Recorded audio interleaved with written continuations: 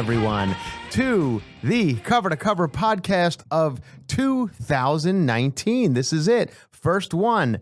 Happy New Year. Did everyone have fun? New Year's Eve. I hope it was good. Alex is here. It was his birthday.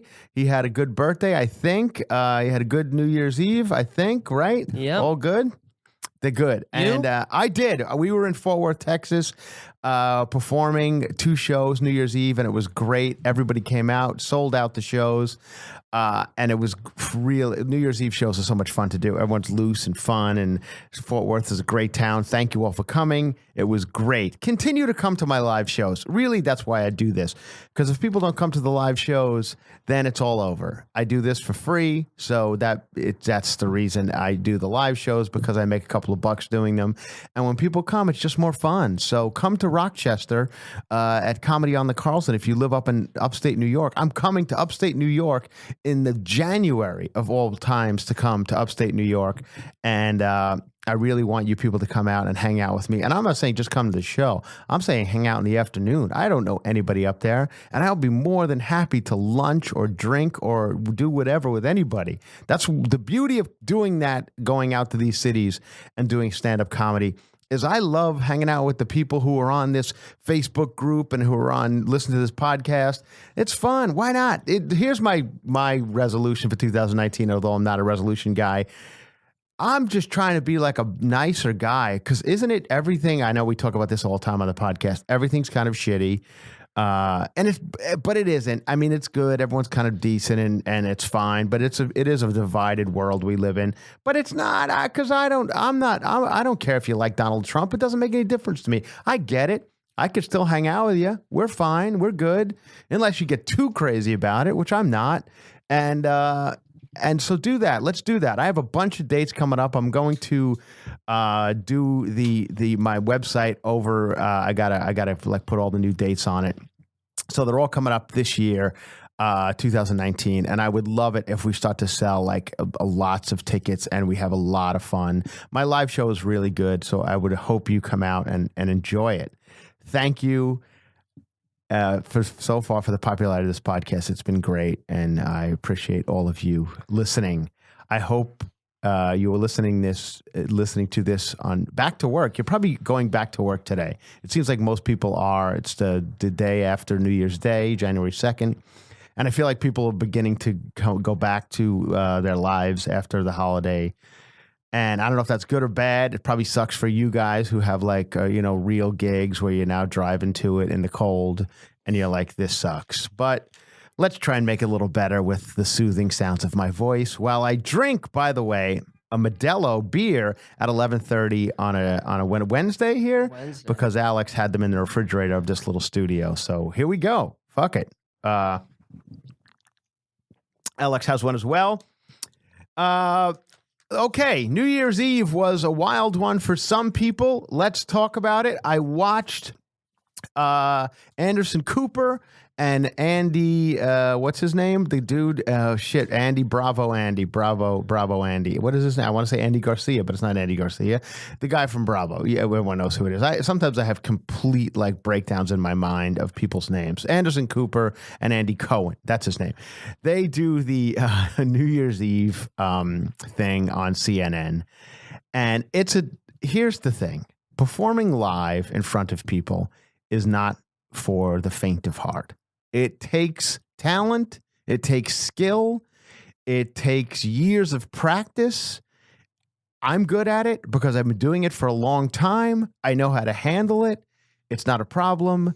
Some people don't know how to do it. And I'm not saying it in a bad way. I'm saying it's difficult to do.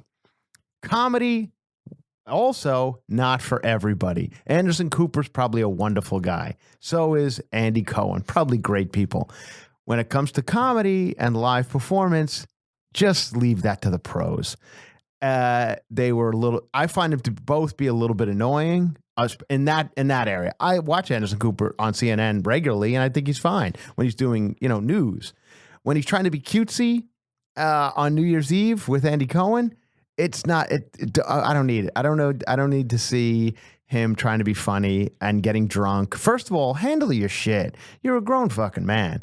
on television. We all like to have a drink every now and again, but for the couple of hours you got to be on TV, try and handle your shit. He was drinking shots of, I don't know, Jägermeister or something, and acting like he'd never had any type of liquor in his life ever. He was reacting like a 14-year-old girl. Was that Andy or Anderson? Anderson was.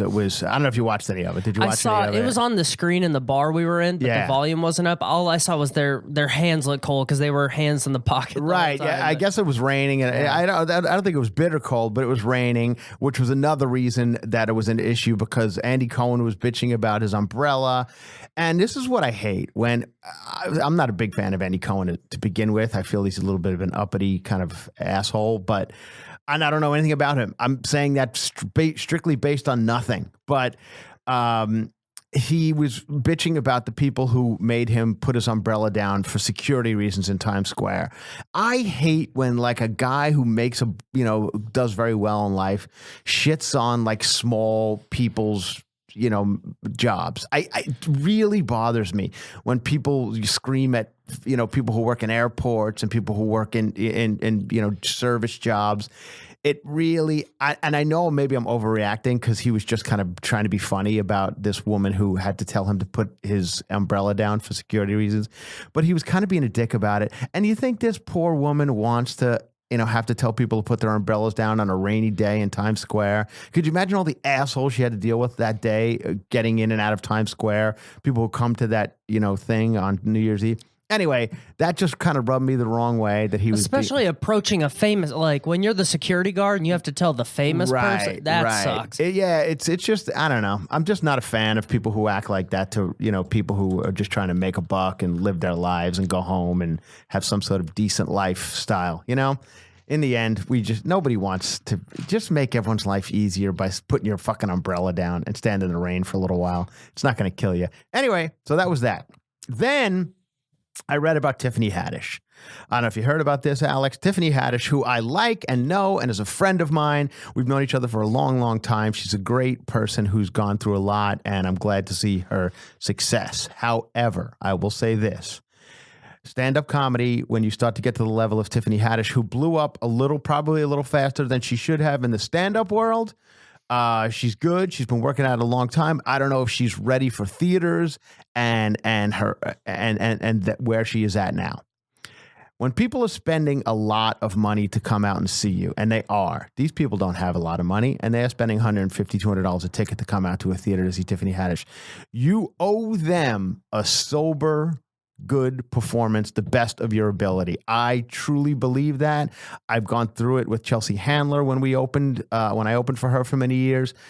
I felt she got a little too drunk at times, and I think it sucks. I think it's disrespectful to the people who come out and spend. Now, listen, I had a good time this New Year's Eve. I had a few drinks on stage, but the shows were great. I don't get to the point where I completely blow the fucking show because I decided to have a couple of drinks at lunch and then beyond backstage and whatever. I think it's shitty for people. Like, those people probably came out to Tiffany Haddish show, and I don't blame Tiffany. I know Tiffany's probably going through a lot right now. She's got a lot of success, and it does put a lot on your mind. But so she decided, fuck it, I'm going to go wild. And if she was playing a big venue, now those people probably spent $500 when all's said and done to come out. 2 tickets, parking, food, whatever. And she just sucked, I guess. And she admitted to it. She said it was bad, and people booed and left and walked out.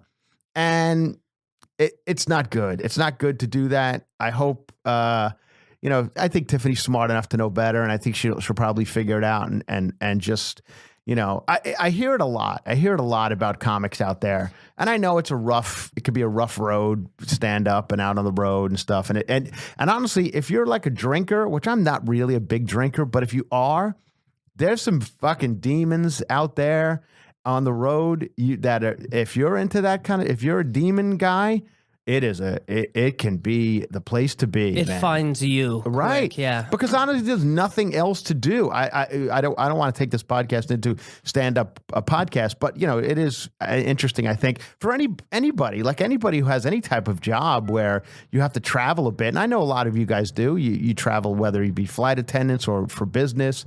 You're in different cities. Like you could be drinking fucking 11 a.m. Nobody's stopping you. And if nobody's stopping you, why would you not do it if you're that type of person? So anyway, I hear it a lot. I hope people get their shit together, and because stand-up is fun when you come out to a really good show. It really is fun. It's still fun for me. I've been watching friends of mine do it, and I've been doing it for 25 years. And it's fun. I will say this about comedy, which was something I talked about this weekend with my opening act, Nick Guara.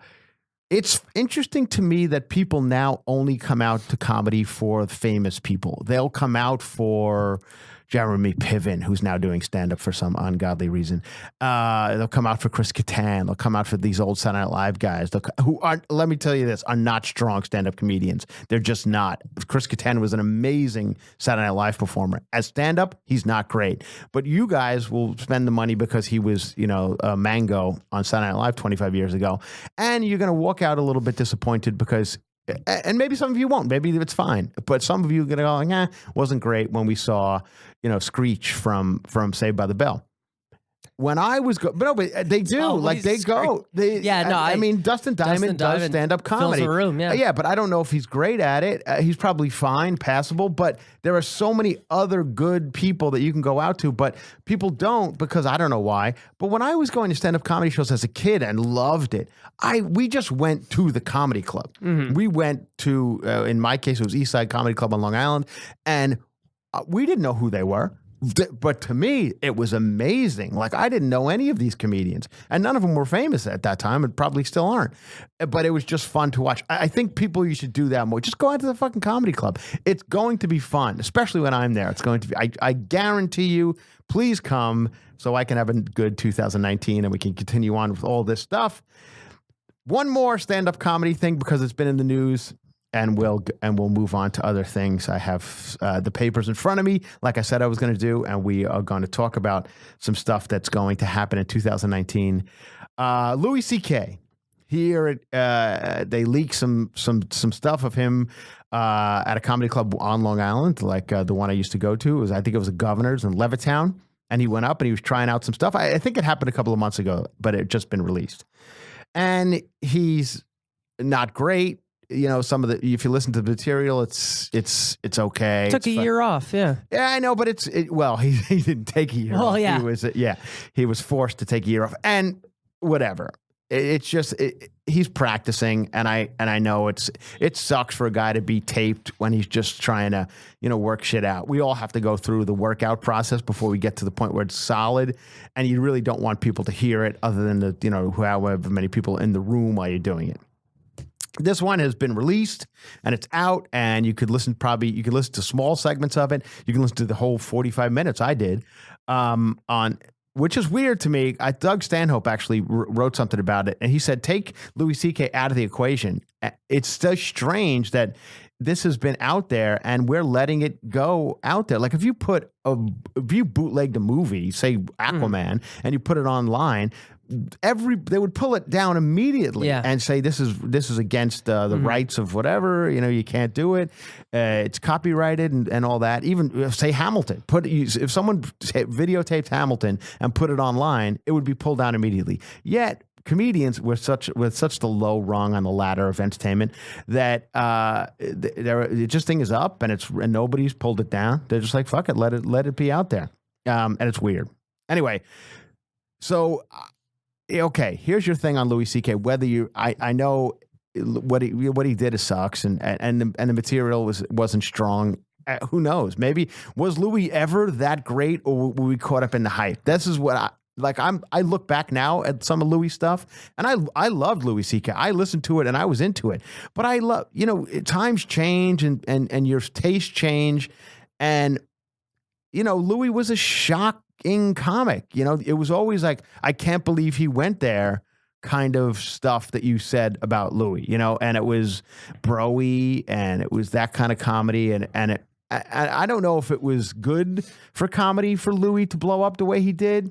I think it took it to a kind of a bro level where, I mean, listen, stand-up is a pretty bro-y place when you get down to it. But so he did a Parkland shooting thing to get to the point in this thing. He did a joke about the kids at Parkland, that's high school in Florida, where kids were shot, and I forgot 19 were killed or something. It was a bad scene.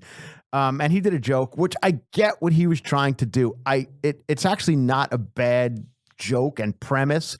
Like, it's sensitive, sure, but so are many jokes when you gotta get to the crux of it. They are sensitive, but it's not a bad idea. Like now these kids are out speaking. I forget the two of them. I think the kid's name is Hogg, the one kid who speaks a lot, and the young girl. And he was basically saying, why are you interesting? Because you were at a school that got shot up and you pushed a fat kid in the way. I get what he was going for. It could be a funny idea, and maybe it will be eventually, but he was probably just trying it out. And it is offensive. Sure, it is. Especially if you had a kid who was shot in that school, which I see some of those kids, some parents are on Twitter saying, fuck you, Louis C.K. and stuff like that. And sure, that's got to be rough. Anyway, what are your thoughts on it? I don't know where to stand on Louis C.K. I don't care. Like, there are so many other comedians in the world who are great. Like, we lose a Louis C.K., who cares? Like, there's 1,000 other ones. I don't know why everyone's so like, we lost Louis C.K., comedy's done. It's not. Go listen to Nate Bargatze. See the amount of money going to Dave Chappelle right now? Comedy is far from done. No, and go find other people, man. Louis C.K. was fine, but it's over for Louis C.K. I honestly don't think he can ever come back. He'll never get back to the level he was at, and he shouldn't. Like, if Louis will probably play clubs, and there'll be, some dudes who'll go to see him and cheer because he says, shocking things, and that's fine. But is comedy dead because Louis C.K. is not going to be doing it anymore? No, we're all going to be fine. Well, I think it was kind of a rare thing that a guy as shocking as him blew up and had all the shows he had, and and toward the end he was self-producing because I think he knew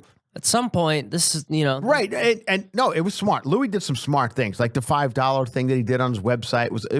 It was basically circumventing a lot of bullshit, and that's a smart thing to do. And honestly, Louis, the FX show was very good. It was interesting to watch. I enjoyed it. We here in America, which I think is an interesting thing to talk about, as much as we love a success story, I honestly believe we love a failure story even more. And I think this year, 2018, last year, and maybe a little bit of 2019, who knows? We got a lot of them. We got a lot of failure stories. We got a lot of Matt Lauer, Les Moonves, Louis C.K.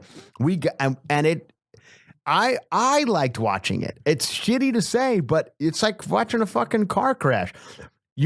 Every morning I would wake up, like, who's going down today? Because there was that 2-week period, I don't know if you remember, where there was another one every day. Every day. And I remember waking up, I would turn to the Today Show, would be the place I would turn to see who was going down. And then one morning I wake up and the fucking Today Show is the one where the guy went down. They're all crying and Lauer's gone. And I was a Lauer fan. And it was just, so we love to see people go down. And so it was amazing to me how many people jumped on, because in the comedy world, Louis C.K. was a god. Like, he was the greatest to all these comedians. Not necessarily to me, but I know so many young guy comedians like, Louis C.K., I'm going to be Louis C.K., I'm going to be Louis C.K. And once he went down, everybody jumped up. Fuck him. And I was like, wow, that was quick. You guys turned real fucking quick. And the same thing with Roseanne when she went down with her tweets, and even Bill Cosby to a certain extent. Like, people were like, Bill Cosby was a god in comedy. But once that shit came out, fuck you. Bill Cosby was a complete dick to me years ago. And I said, fuck him 20 years ago. So not quite 20, but close enough. Anyway. I just on the... Go ahead, Alex. I'm sorry, I was ranting. No, you're good. Trying to stop you from going into one of your fucking long speeches. No, go ahead. You're good. As far as you mentioned pulling content down or video, right. There's a reason door guys in comedy clubs, might be a handsome young one with a mustache, might approach you and tell you to put your phone away. Mm-hmm. It's because when Netflix offers people like Dave Chappelle $20 million... Right. each joke is worth $500,000. So that's, if you are a fan of comedy, if you're going to see people live, don't look for them on YouTube. Don't look for that content because it's better in person. Oh, 100%. And don't be part of the problem of putting it on YouTube either. Yeah. There is a context to being in person that is so amazing about stand-up comedy, and when you just watch it, a 5-minute clip on YouTube, you lose a lot of that context. Yeah, so. I agree, and it's so much fun. Like we had a blast on New Year's Eve in Hyenas in Fort Worth. Everybody was just having fun in the room, and it was great, and that's what it can be. So please come to Rochester, New York, Comedy on the Carlson, and let's make it that type of vibe. And then after that, I have a bunch of other shows, and we'll talk about it. Enough with stand-up comedy. I'm sorry to bore you with that, but it was kind of in the news this last week, so we will keep up with it. 2019. Let me tell you what is going out this year, which I read in the paper this week. Ladies, I'm sorry, but leggings are done. Leggings. That's right. Ooh. Yeah, it's been 4 years where leggings were all the rage. They're done. Okay, none of them sold this year for Christmas. Nobody bought leggings or like expensive athletic gear. I guess that was a big market. Athleisure. What's her face has a line? I think Kate Hudson has a line, and some other people have lines of Lululemon and shit like that. But it's dead. It's dead. You know what's back? Jeans and boots. Hot. Thank God. I was getting concerned that the slut generation was gone.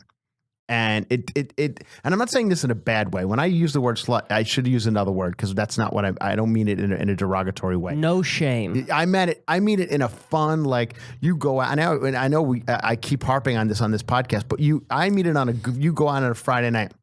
I'm going to go back a couple of years when we had those Brazilian cut jeans that were like your ass was like out pretty much, and you had the G-string that came up the top there. You'd see the top of it. I believe people called it whale tail, some of them.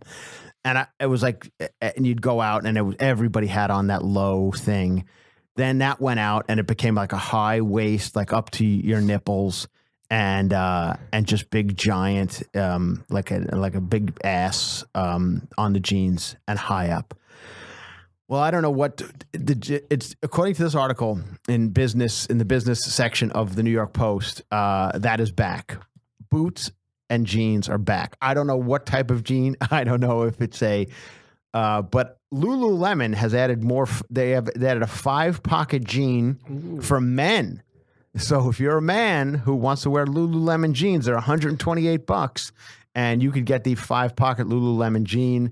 I would imagine you're probably going to take some shit from your friends if you're the first guy who steps out in the Lululemon jeans, 5-pocket jeans.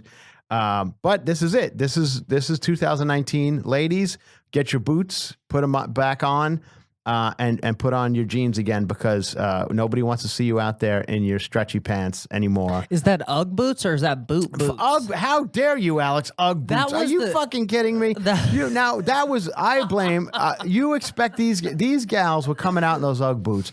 I mean, talk about giving up. I mean, that is just like, I mean, that's a fucking slipper, more or less. And I don't leave the house in my slippers, and I know they're comfortable, but I was playing colleges when Ugg boots were at the height. I was like doing a lot of college gigs, and I didn't know they're kids and they're coming from their dorm rooms or whatever. But every place I did, it was just some frumpy girl in a big giant sweatshirt and Ugg boots, and I was like, oh man, what has happened?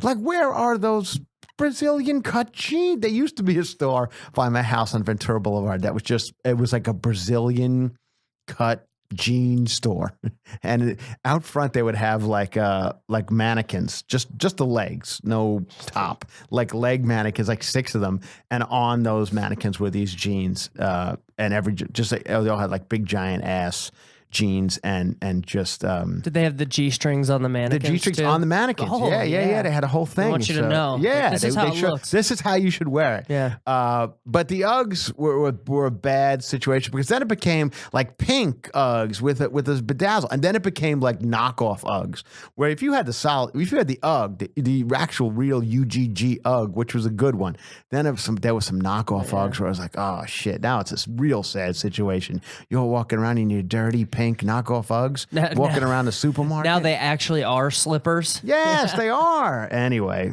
but so no Uggs. No Uggs. No, I'm talking boots, like boots. I guess cowboy. This is what I'm reading. I'm just telling you what I'm reading. Not exactly, but the runaway athleisure train, including fashion and sports sneakers, leggings, and tights that gripped the apparel industry over the past 4 years, is slowing down as consumers show a growing preference for jeans and boots. How do you feel about joggers? What does that mean? Joggers are a term for like $150 sweatpants for men that they wear tonight. Like they're like trendy sweatpants. I get it. They look good on certain guys. Yeah. Like I see, I'm jealous of guys when I see them look good in sweatpants. I look like I've been unemployed for a year and a half when I put on sweatpants. It just is not a good look on me at all. But there are some dudes, mostly black guys. Mostly black guys look good in sweatpants. They could pull it off, and it does. It makes me very jealous when I see a guy who could pull off like that athletic leisure look. It's never been a good one for me. As a matter of fact, so much so that I'll wear jeans to the gym. Like I'm a guy who I look like I'm like a divorced dad working out at the gym in his like jeans. A school shooter at the gym. And fucking I wear my jeans. Anyway, so that's a big story for me. Some other stuff that flopped this year at Christmas. I found this interesting. A lot of things that were taken back. Like and I guess in the industry they can tell that it's not looking good for these things because all the things were returned. One of the big things that was returned this year, and I can totally understand why, because I had a few friends who got them this year for Christmas and wore them a few days after, up until New Year's, was the bell sleeve sweater that all the girls are wearing. Now I don't know if you know what that is, Alex. Let me explain.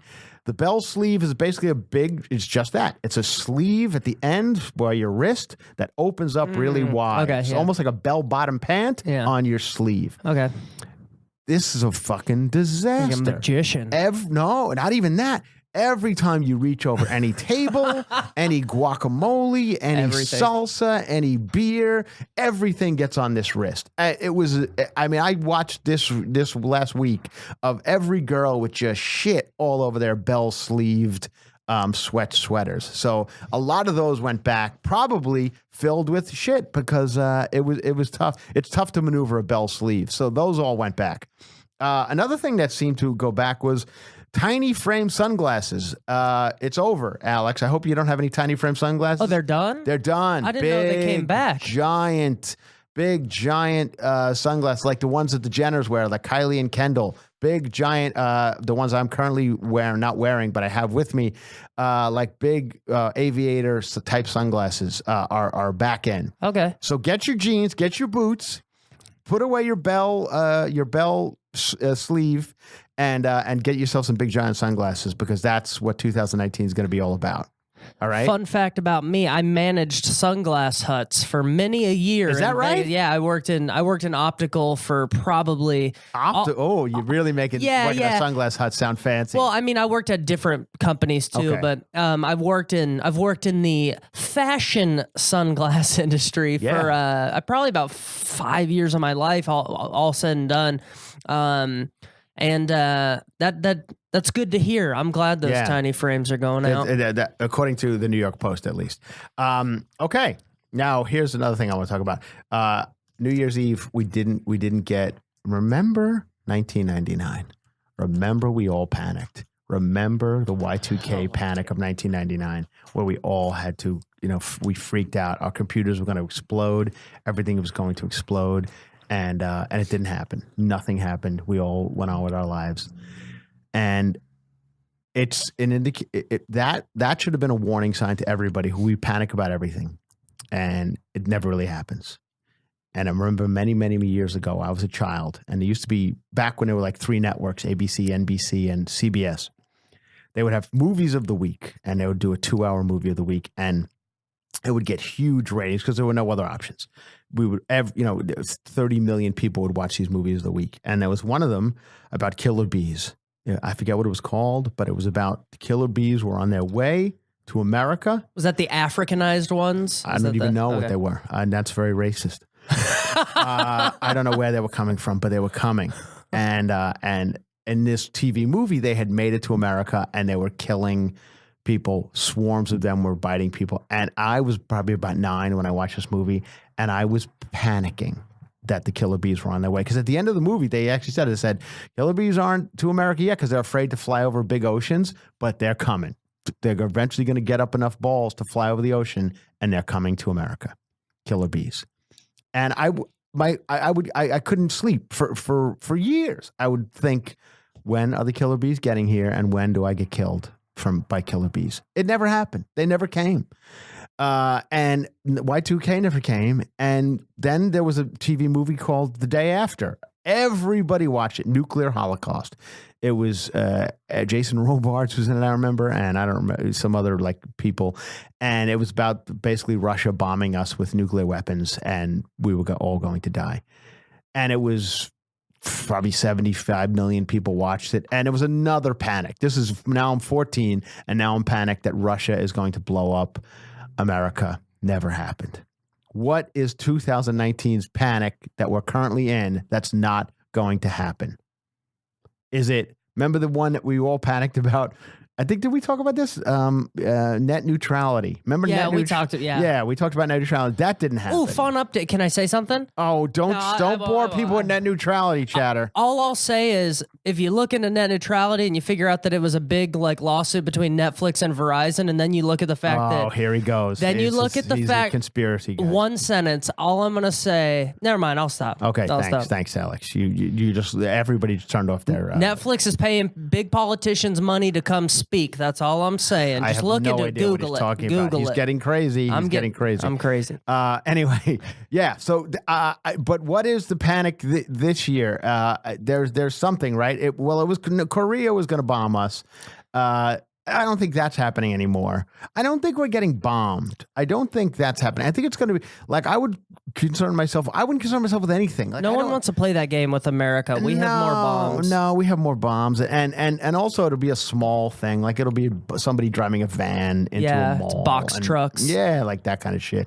So I wouldn't concern myself with anything huge in 2019. Just relax and enjoy yourself. And, you don't have to be that scared of people climbing over the wall. Put your leggings in the attic. You'll need them in a couple years. They're going to come back. You're going to need them. Yeah. Just put them in the attic. Get the old jeans they out. never. You can't put them in the attic because they'll come back, but it'll be a little different of a cut. When I was back in my dating Those life. Are mom leggings. Yeah, they are. They become because when I was back in my dating life, I remember that's how I would judge whether I would continue on on a second date with women. When I would always go by the jeans because there's such a how modern is she? Yeah, because there's such a variation, a small variation on the cut of a jean. It changes from minute to minute sometimes. And if you saw a girl in some jeans that were a little bit older, you'd be like, that's it. That's indicative of a whole other lifestyle. That means shit's gone south in other places.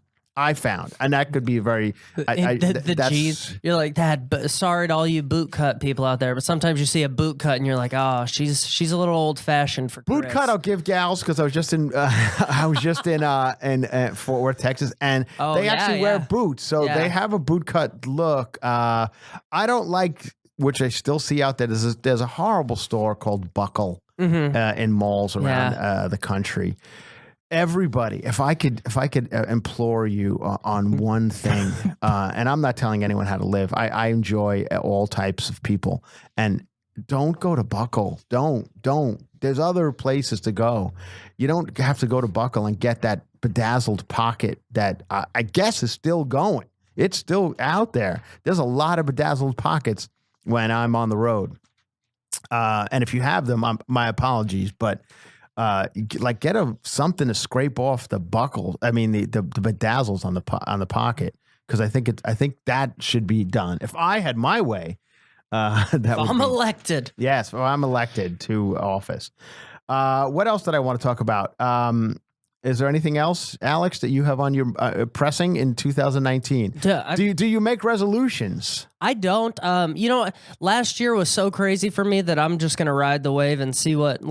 I've had to maneuver left and right so many times, not expecting to, in a good way. That I'm like, man, you know what? Whatever opportunities fall in my lap, I'll deal with them as they come. As you should. I mean, I think that's the best way to handle it. What can you possibly do to kind of make life better. Actually, let me rephrase. Yeah, I'm going to be better about social media this year. I just decided. Oh, like in what way? Just be on it more? No, I mean like I'm an Instagram guy mostly. For me, that's the easiest one to use. I'm not good with a lot of the other ones. I agree with that. I think I want to be a little more engaged and actually try to grow it a little this year. It's fun. It's nice. It can be good. I mean, all the people over on this cover to cover Facebook page we have now, it's up to we're climbing nearly 600 people, and I think thank you guys. I think it's Jennifer Smith who started. I want to shout her out. I forgot last week, and she started it. She's in Philadelphia, and she comes to my shows. She's a real sweet lady, and I appreciate her doing that and starting that group and everybody in it. They've been fun, so that's fun, and I'll try and be better on that. It's really cool to have, like, we were talking about how crazy the world is, especially social media. It's awesome to have supportive people around. So thanks, guys. And I don't need I don't need all supportive. Criticism you can shit too. on me all you want. I can handle it. It's fine. I've taken the lumps over the years, so it's okay by me. What else can we talk? Speaking of lumps, I'm gonna go back to Anderson Cooper and Andy on that show because it was live and it was shitty. And many years ago, I did a live, not many years ago, about four years ago, I did a live show on FX. I did the after show for a show called Sons of Anarchy. Oh, wow. Yes, I hosted their live after show. And they wanted... Was that kind of like the Walking Dead style type show? Talking Dead? They wanted it to be that. They wanted it to be Talking Dead with Chris Hardwick. And they were like, let's get Chris Franjola. Actually, they didn't say that. What had happened was the creator of Sons of Anarchy, Kurt Sutter. He's a friend of mine, and I know Kurt a little bit, and I knew some guys on the show. Theo Rossi and I kind of came out to from New York to LA together, and Theo played Juice, and we were all kind of friendly. So I was friendly with Kat. The cast. A great show. I never watched an episode, Alex. Such a good never show. watched an episode. But so they said, it was like a last minute thing. They said, can you host the live after show of Sons of Anarchy? And I was working on Chelsea Lily at the time. And I literally ran from like a taping of Chelsea Lily over to do a live on FX after show of, and my first guests were Jimmy Smits, who was the sweetest, nicest man in the world. Thank you, Jimmy Smits, for being a sweetheart. And I had Kurt was with me, and he knew, he's Kurt. And then I had Margaret Cho. Thank God for Margaret Cho, because she was so funny and so good. I knew nothing about Sons of Anarchy. I don't know and the fans of that show were rabid fans of Sons of Anarchy. They thought it was real. Yeah. They thought when a guy died on Sons of Anarchy, he was dead in real life. R.I.P. Opie. They didn't think he was. Yeah, they didn't exactly Opie. They didn't think Opie was an actor who was going to go on to 6 more series after that show was over. They told me, the people at FX were like, make it funny, be a comedy, talk show, kind of like Walking Dead was. But Walking Dead was a little different because, that show, Walking Dead is kind of tongue in cheek. It's a little, it's a goofy kind of zombie show. It's not that serious. Sons of Anarchy took itself very seriously. So me joking about it was not, didn't go over well. And I was crucified every Tuesday night by millions of people on Twitter, to the point where not only was everything about me, you bucktooth, queer, homosexual, how you, like all that shit that I would get, it was death threats. It was, if I see you on the street when you're in this city, and they knew what cities I was going to. They're like, I'm going to wait outside the Funny Bone in Syracuse, and I'm going to fucking murder you. I'm going to ride by on my Harley. That's what they did. They were like, I will fucking kill you when I see you. And I did it for 2 seasons. I did it for the season before that final season, and then I did the final season. And people would say I was horrible at it because it was live. But the people, like the guy who plays, he's got long hair. He's an older, kind of heavy guy, and he has long curly hair. And I forget his name now, but he was kind of a real asshole on the show. to me, and I will never forget it. You know, I haven't seen that guy in anything. Was he the since. guy? Was he? Do you know him from anything else? Was he the guy from like X-Files or anything? I don't know. Weirdly enough, I think I know you're talking about. He was big on Sons of Anarchy. He had like a big part. I think it was Tig or whatever they call it. No. Tig was a good guy. Tig was cool. Tig's actually a friend of mine and a sweetheart.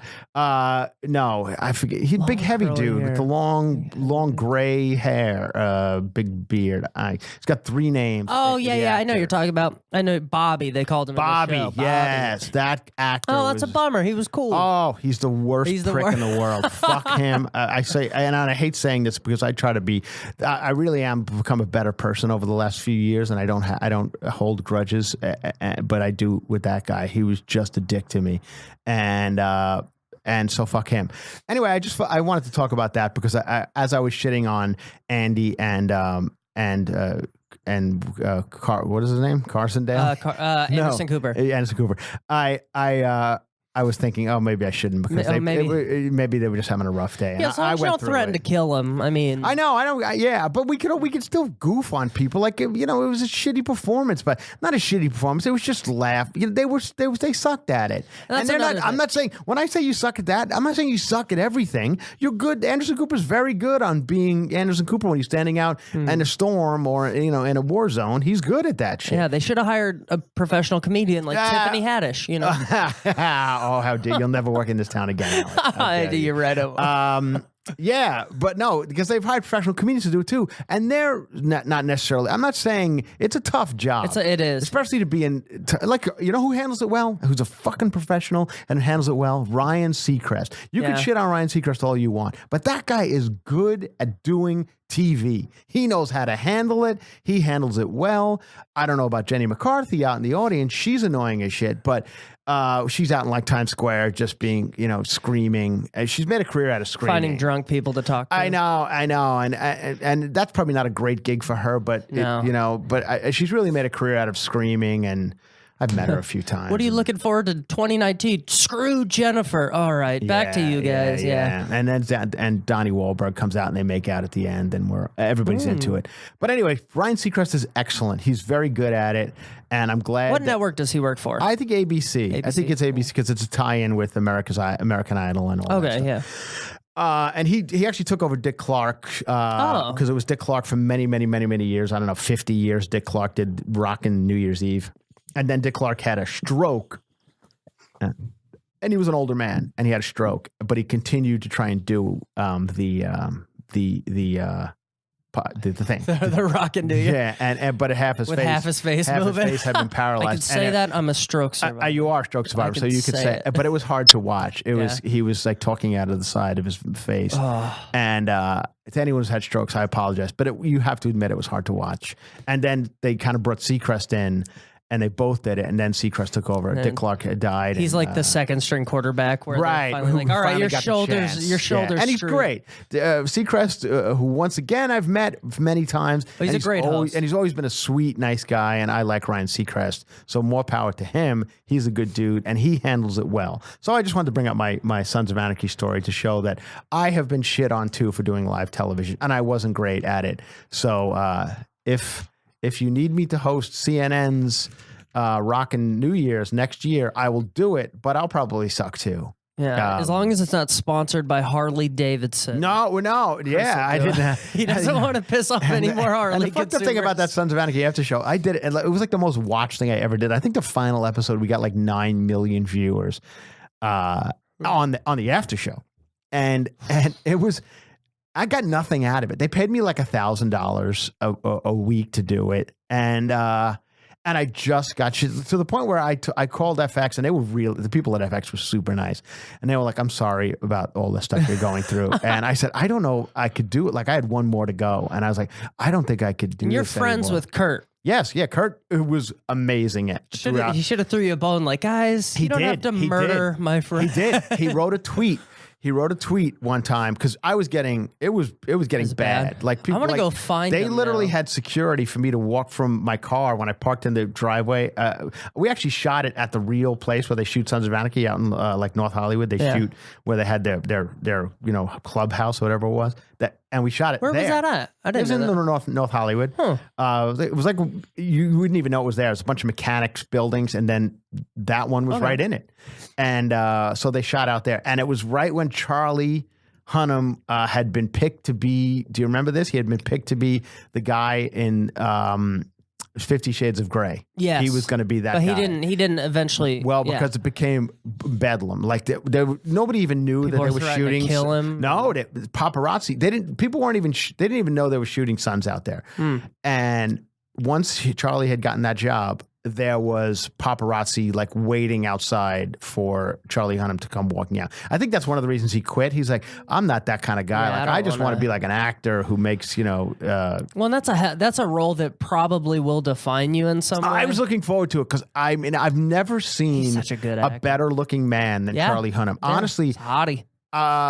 looking at his face, because I was with him a lot, and then he was actually my guest on the after show a couple of times, and I looked at his face a couple of times and like, this fucking guy had to be an actor. He had to be in movies because he's too goddamn good looking to be anything else. He couldn't, with that face and that good look, he couldn't work at a Starbucks or anything because people would constantly come up to him and go, holy shit, you're good looking. They'd be offering. Right. It was just, he's like, some people are just too good looking to do regular jobs. They have, like that girl who has the stomach shit.